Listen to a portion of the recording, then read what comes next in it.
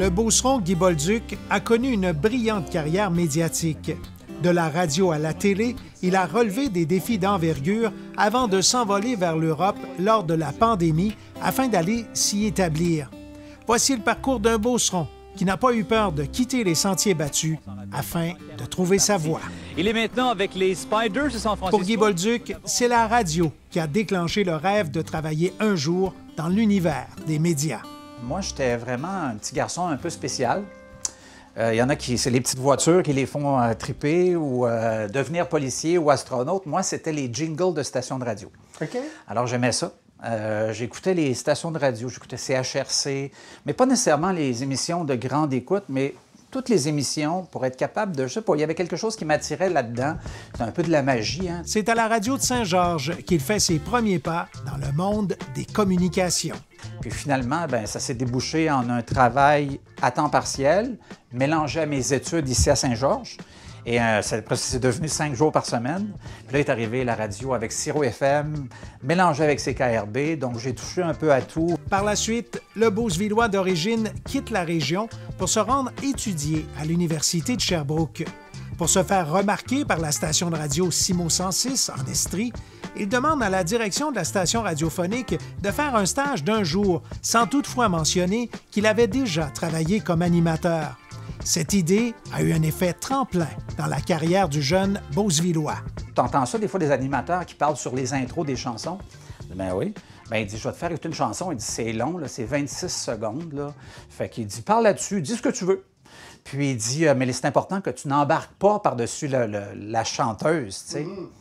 Fait que je commence à animer, puis effectivement, cette chanson-là, je la connaissais. Je l'avais animée à peu près 1000 fois ici. Boum!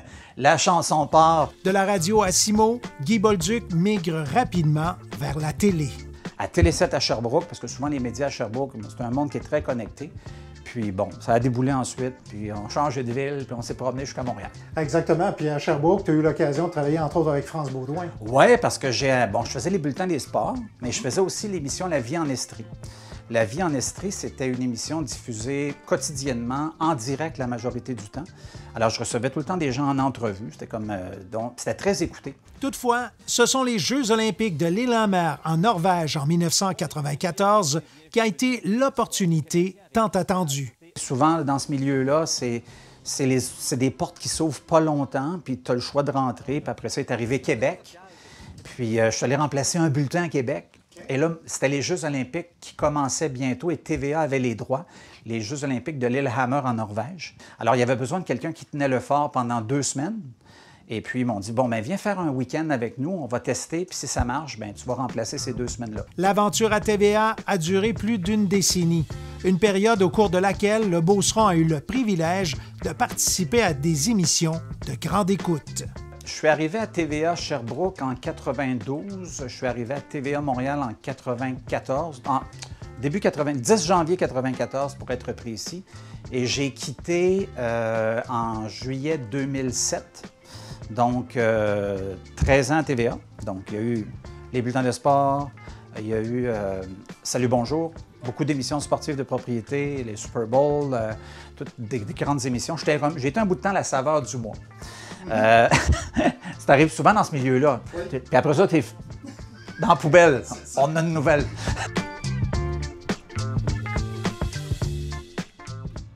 Père d'un fils autiste Asperger, issu d'une première union, l'homme de médias a fait de très nombreuses démarches pour mieux comprendre et aider son fils. Qu'est-ce qu'on fait dans ce temps-là? Bien, on essaie de trouver des solutions. Et moi, c'était mon fils, donc écoute, il n'y avait rien pour m'arrêter. Quand tu dis rien, c'est rien. J'ai commandé des choses en Russie, dans des pays partout dans le monde pour essayer de trouver des... Tu sais, on se cherche des bouées de sauvetage parce qu'on n'admet pas que... En fait, on pense qu'on peut contrôler quand même une portion en mettant toutes les chances de son côté. Ça nécessite de faire des essais puis des erreurs. Mais moi, c'était on y va, puis après, on ne veut pas savoir ce qui marche. On veut juste se dire on a tout fait pour que ça marche. Pour mieux faire connaître la réalité des enfants autistes, Guy Bolduc s'est lancé un défi au printemps de l'année 2000, soit de parcourir 6000 km à vélo.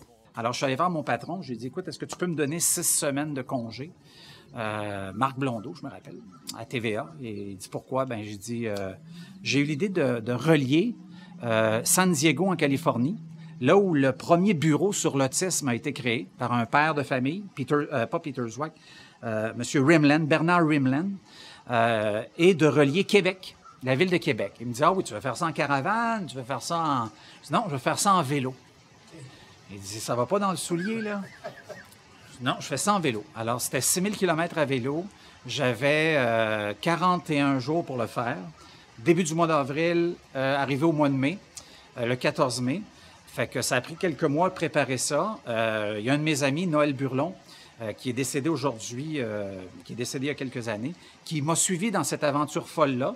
Fait qu'on est parti le 2 avril, journée mondiale de l'autisme. On est parti de San Diego, en Californie. Puis on a roulé, traversé le Nouveau-Mexique. Fallait rouler en moyenne 180 km par jour. Au terme de cette expédition titanesque, l'accueil des Québécois a été magistral. Il faut dire qu'à chaque jour, moi, je faisais une intervention à Salut Bonjour pour expliquer un peu notre aventure. Fait que quand on est arrivé au Québec, c'était gros. Fait que je peux me vanter aujourd'hui à mes enfants de dire hey, « moi, j'ai fait bloquer l'autoroute 20 pour moi, avec des policiers, puis mon ami Noël. On est rentré au Québec. On a été reçus par le maire de Montréal, Pierre Bourque à l'époque. Il avait signé le livre d'or de la ville. On a bloqué le pont Jacques-Cartier. On a traversé le pont avec les policiers. On a fait ça jusqu'à Québec. À Québec, bloquer le pont de Québec. On dit, tu bloques le pont de Québec, là. C'est avec émotion que le Beauceron se souvient de l'accueil chaleureux des Québécois et des familles qui vivent avec des personnes avec autisme. On avait été accueillis par des familles de gens qui avaient ça dans leur famille, puis des jeunes, puis des enfants. Ça avait été, là... ça a été une émotion là, qui aujourd'hui, là, dès que je revois la date arriver, là, je ressens un peu ce qui s'est passé, puis... Mon plus grand moment d'émotion, ça n'a pas été quand j'ai vu Marc-Antoine en route parce qu'il est venu me voir, OK? Avec sa mère. Donc ça m'a comme, je dirais pas déstabilisé, mais ça m'a un peu défocusé. Il a fallu que je me remette après ça. Écoute, il y a plein d'affaires je me dis, hey, si j'avais les connaissances d'aujourd'hui, refaire ça, on ramasserait beaucoup plus d'argent. On avait ramassé 35 000 comparativement aujourd'hui, tout le travail que c'était, mais ça a été l'expérience d'une vie. Là. Ce périple a non seulement permis aux Beaucevillois de faire connaître l'autisme, mais aussi de dépasser ses limites. Ce que ça m'a apporté au niveau physique, c'est que j'ai réalisé que le corps, on peut y en demander beaucoup plus et que nos limites on est capable de l'amener beaucoup plus loin. Je le dis souvent à mes enfants aujourd'hui, quand vous pensez là, que vous êtes brûlé, là, il reste encore du lousse en masse. Au niveau psychologique, ça m'a amené une résilience, une capacité à m'adapter aux situations que tu ne contrôles plus. Parce que quand tu t'engages dans quelque chose comme ça, tu peux pas changer d'idée en cours de route. Donc, après 3-4 jours, on est rentré dans les montagnes, maux de cœur, étourdi. On avait l'impression qu'on pesait 800 livres, mais c'était l'altitude. Donc, on avait dealé avec ça un peu ici, mais pas assez. Puis là, à un moment donné, l'adrénaline, au bout d'une semaine ou deux, là, ça diminue. Fait que qu'est-ce qui te motive le matin quand tu as les fesses en feu? Vraiment en feu, là. Oui. Et même plus, de te dire, bon, ben, il faut que je refasse encore un 180 km. Réaliser cette expédition, c'était la meilleure façon que l'homme de médias a trouvé afin de contribuer au mieux-être des familles et des personnes touchées par l'autisme. De plus, ce défi a permis au père de voir son fils avec des yeux différents.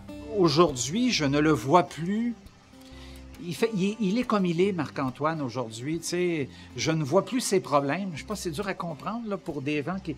Mais tu sais, je ne vois plus... Il est devenu sa propre personne. Et moi, cet événement-là, ça a été... Tu sais, j'aurais pu... Il y en a même qui me l'ont reproché. Ils m'ont dit, tu fuis pendant 6 semaines. Moi, je pouvais juste donner de l'amour, mais parce que je ne suis pas médecin, puis je ne suis pas un spécialiste en autisme. Mais ce que je pouvais faire, moi, c'était pédaler puis faire parler pour aider mon garçon à avoir des contacts, mais surtout pour faire parler de la cause. Personne ne connaissait ça.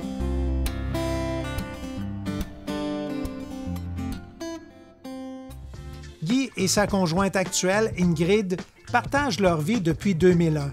Avec sa partenaire de vie, qui est originaire de France, ils ont beaucoup voyagé en Europe, tellement que l'envie de déménager dans le vieux continent a commencé à les habiter. À un moment donné, bon, ben, c'est sûr qu'à force d'aller en France, des fois, on prenait l'auto puis on allait faire un tour en Espagne.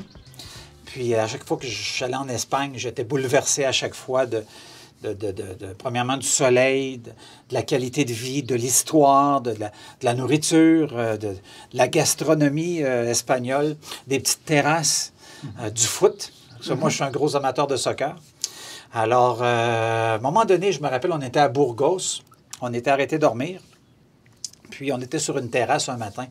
Puis j'ai dit à ma femme, j'étais avec les enfants aussi, j'ai dit, il semble que là, si j'avais à prendre une décision là, tout de suite, là, on débarquerait puis on déposerait nos valises ici. La pandémie a bousculé beaucoup de choses dans la vie de l'homme d'affaires. Après avoir invité ses employés de sa firme de communication à faire du télétravail, il a loué ses locaux de la Rive-Sud de Montréal à une entreprise en finance avant de déménager à Saint-Georges. Toutefois, sa participation à une manifestation en pleine pandémie a été l'élément déclencheur qui l'a incité à plier bagage. À un moment donné, il y a une manifestation au Québec pour la reprise des jeunes dans le sport, qui est organisée par un jeune de la région de Québec, parce qu'il n'y avait pas de sport compétitif. Puis là, on est allé marcher. Okay? Moi, je n'ai jamais fait une manifestation de ma vie, sauf que là, j'ai dit, pour mes enfants, là, il faut qu'ils bougent, il faut qu'il se passe quelque chose. Fait qu'on est allé marcher, et pendant la marche, là, premièrement, je me trouvais tellement imbécile. J'ai dit, qu'est-ce que je fais? Rendu que je suis obligé de marcher pour que mes enfants fassent du sport. Là, il s'est passé un mécanisme dans mon cerveau d'autodéfense. Et j'ai dit, bon, ben là, si on a un move à faire, c'est maintenant. Regardez, on va... Puis là, je parle à ma femme. J'ai dit, on va essayer de louer notre maison, puis on va partir 3 mois en Espagne, où on va changer d'air. Là. Si le séjour en Espagne devait être temporaire, il n'a fallu que quelques mois pour convaincre la famille de s'y établir. On est arrivé, nous, à Valencia en septembre 2021. Je me suis acheté une voiture en France avant d'arriver. Puis, on est tombé en amour avec cette ville-là. On s'y attendait pas. On savait pas. On s'est embarqué dans quelque chose de totalement inconnu parce que, on n'était jamais allé à Valencia en Espagne. On parlait pas espagnol. On avait juste un véhicule rempli d'équipements, de valises et notre chien et un sac de toit. Puis on s'est établi dans la ville sans connaissance, sans nouvelle langue, nouveau quartier, nouvelle ville, pas de contact sportif. On s'est dit, bon, ben qu'est-ce qu'on fait avec la maison à Saint-Georges? Le marché était bon. Fait qu'on a vendu la maison en 48 heures. Et puis, on a décidé véritablement de déménager là-bas. Pour les enfants de Guy et Ingrid, l'adaptation a été un défi de taille, mais ô combien formatrice, tant pour son garçon Émile que pour sa fille Roxane, une joueuse de soccer de haut niveau promue à un bel avenir. Ça a été pour elle, bon, une découverte, des efforts, une adaptation incroyable, mais aussi le fait de réapprendre son sport, le foot, le soccer, parce que le style joué là-bas est totalement différent. Et aussi mon fils, ses aspirations sont plus académiques. Et elle, il a toujours eu seulement le soccer dans sa tête. Et la première année, les enfants ont fait l'école en ligne du Québec. Et la deuxième année, on les a lancés. Donc, mon gars, aujourd'hui, bon, après 3 ans, parle parfaitement anglais, parle presque parfaitement espagnol et parle très bien français. Plus qu'une terre d'accueil, l'Espagne est le meilleur endroit pour sa fille afin qu'elle développe ses habiletés en soccer. C'est sûr que les Espagnols nous disent tout le temps 2 choses. Nous, on est bons dans rien, sauf 2 choses. On est les meilleurs pour enseigner le soccer et on est les meilleurs pour la gastronomie. Elle a réussi à grimper, se faire remarquer. Ça l'a amené à faire un essai l'année passée avec un pôle espoir de l'équipe de France. Elle a joué un match cette année avec l'équipe de France U17. Puis là, elle grimpe les niveaux. Très agréable à voir jouer. Roxane Bolduc qui évolue à Levante. Voilà, elle est née au Canada, Roxane Bolduc. Avec Bolduc, encore une fois. Pour une famille, la décision de déménager apporte son lot de défis. Toutefois, Roxane Bolduc était prête à faire tous les efforts nécessaires pour se rapprocher de son rêve de jouer au niveau professionnel. C'est sûr que moi, j'ai toujours eu la mentalité de me dire si je veux atteindre quelque chose de gros, il faut que j'accepte de peut-être perdre tout ce que j'ai. Donc, ça a vraiment été un move de famille. Je me suis dit, écoute, c'est ton rêve. Si tu veux aller dans ces trucs-là. Donc, j'ai dit, ben let's go, on y va, sans peur. Puis, forcément, c'était effrayant au début. Je suis arrivée là-bas, j'étais personne. Tout ce que j'avais fait ici au Québec, ben il n'y avait personne qui savait rien. Donc, j'ai dû tout reprouver à partir de la base, tout refaire. m'ajuster beaucoup aussi au style là-bas qu'ils ont qui est très différent d'ici. Celle qui a porté les couleurs de l'Ascalon de Saint-Georges pendant 1 an avoue qu'elle a eu à faire de multiples adaptations et apprentissages à son arrivée en Espagne. C'est sûr que premièrement, c'était la langue, parce que je parlais pas espagnol quand je suis arrivée, donc l'école et tout. Mais au niveau du foot, déjà, juste comprendre ce que l'entraîneur me disait, parce que quand tu parles pas espagnol, tu sais, exemple, je suis sur le terrain, puis le coach, il me crie quelque chose, là, je comprends qu'il est fâché, mais je sais pas ce que j'ai fait de mal. OK. Fait que, tu sais, c'était ça aussi de comprendre, et j'ai dû m'ajuster beaucoup, parce que c'est un jeu qui est beaucoup plus... disons qu'ici, au Canada, aux États-Unis et tout, c'est plus un jeu vers l'avant. C'est directement les marquer début. Ici, en Espagne, c'est plus sur la formation, c'est plus sur penser, quand tu es sur le terrain, où te placer. Parce que c'est sûr qu'on passe une bonne partie du jeu sans ballon. Donc, sans le ballon, quoi faire, choses comme ça. Donc, vraiment ajuster à ce niveau-là. Je suis aussi passée d'attaquante ici à défenseur central en Espagne. Donc, ouais, gros changement quand même. À 16 ans seulement, l'athlète multiplie les expériences depuis son arrivée en sol européen. Au début, quand je suis arrivée en Espagne, j'ai joué avec un club dans la ville, le CFF Maritime. Puis après, j'ai intégré l'académie de Levante. Donc, j'ai été avec Levante ces 2 dernières années. J'ai eu l'occasion de jouer contre le FC Barcelone, le Real Madrid, Atlético, Arsenal, l'université de Yale aux États-Unis. J'ai fait plein d'équipes. Puis, j'ai été sélectionnée en équipe de France, ce qui m'a valu un peu de me faire voir. Donc, j'ai eu la chance de faire des essais avec le Paris FC, avec le Paris Saint-Germain aussi. Et c'est sûr que c'est des grosses équipes. Puis au final, je me rends compte que ma plus belle expérience d'ailleurs, qui était la MatCup, qui a été il y a 1 an, un des tournois les plus prestigieux au niveau des académies centres de formation au monde, où il y a 35 pays, si je me rappelle, qui participent. Et on gagne la finale en pénalty contre Atlético Madrid, un club que je regardais ici à la télé quand j'étais au Québec, au Canada. Et donc pour moi, c'était clairement largement ma plus belle expérience. C'est quelque chose que je pourrais payer pour revivre. Celle qui a signé avec la formation professionnelle de Valence en août 2024 rêve de vivre les plus grands événements. Pouvoir soulever le plus de trophées possible, parce que c'est sûr que pour marquer le foot, il faut que tu soulèves des trophées, il faut que tu marques l'histoire. Peut-être les Jeux olympiques? Je suis ouverte, hein? Tout, Jeux olympiques, Coupe du monde, tout. C'est une vie fort remplie que vivent la famille et le couple Bolduc. En fait, c'est une vie sans regret. Honnêtement, je pourrais jamais dire j'ai fait des choses, j'ai des regrets par rapport à telle situation. Des fois, ça se fait pas tout de suite, mais moi, à un moment donné, il faut enclencher. Puis, tu sais, souvent, j'ai l'air un peu agité. C'est sûr que ça surprend certaines personnes, ces décisions-là, comme démissionner en 30 minutes alors que tu es permanent à TVA. Mais ça fait partie de moi. Puis, mais moi, quand j'aime beaucoup. À un moment donné, je sens que je ne m'éternise pas à un endroit où je n'ai pas ma place. Ce qui est extraordinaire là-dedans, c'est que ma femme, elle est un peu comme moi. Elle me suit là-dedans. Donc, on forme un couple dynamique, qui n'est pas reposant pour certaines personnes parce qu'ils trouvent qu'on court trop puis qu'on est trop... mais on est heureux comme ça. Guy, merci beaucoup. Merci de C'était l'invitation. un énorme plaisir. Merci beaucoup, Richard. Merci. Guy Bolduc a vécu une carrière et une vie remplie de défis et de périples. S'il avoue bien candidement avoir été la saveur du mois pendant une période à TVA, on peut affirmer que le Beauceron n'a pas de place dans sa vie pour les moments insipides. Chaque fois que la vie lui a imposé des barrières, celui-ci n'a pas hésité à emprunter une nouvelle voie.